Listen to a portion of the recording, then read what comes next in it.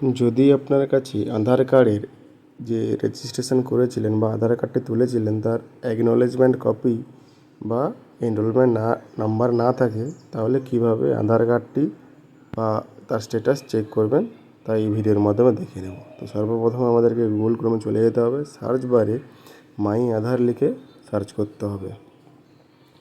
Search বারে লিখতে হবে মাই আধার, উপরের যে অপশানটি আছে আধার বলে এটাতে ক্লিক করতে হবে। ক্লিক করার পরে যে মাই আধারের যে অপশানটা আছে এই অপশানে এসে আধার সার্ভিসের 3 নম্বর এই অপশানটা এখানে ক্লিক করতে হবে। ক্লিক করার পরে এখানে যে ডিটেলসগুলো চেয়েছে সেই ডিটেলসগুলো আমরা ফিল করে সেন্ড ওটিপিতে ক্লিক করব।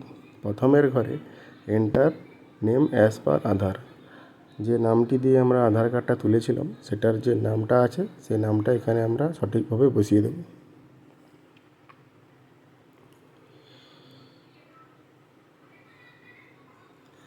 নামটি বসিয়ে দেওয়ার পরে এখানে তার ডেট অফ বার্থটা আমরা সিলেক্ট করে নেব।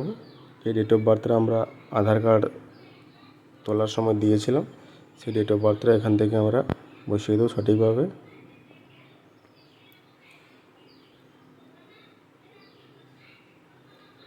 দিয়ে যে মোবাইল নাম্বারটা আমরা ওখানে দিয়েছিলাম সেই মোবাইল নাম্বারটা আমরা এখানে বসিয়ে দেবো। দিয়ে এখানে ক্যাপচার কোডটি আমরা সঠিকভাবে বসিয়ে দেবো।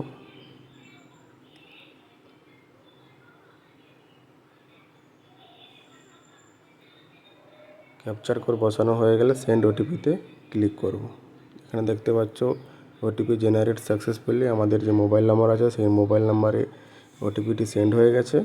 তো এখানে আমরা ওটিপিটি এখানে বসিয়ে দেব। ওটিপি চলে এসছে। ওটিপি বসিয়ে দেওয়ার পরে এখানে সাবমিটে ক্লিক করব। সাবমিটে ক্লিক করলে দেখতে পাবে তো আমাদের আধার কার্ডটা হয়ে গেছে। তো আমাদের এখানে আধার কার্ডের নাম্বারটা শো করছে। যদি তোমাদের আধার কার্ড না হয়ে থাকে তাহলে তোমাদের এখানে এনরোলমেন্ট নাম্বারটা শো করবে। তো এই এনরোলমেন্ট নাম্বার দিয়ে তোমরা স্ট্যাটাস চেক করতে পারবে। ধন্যবাদ।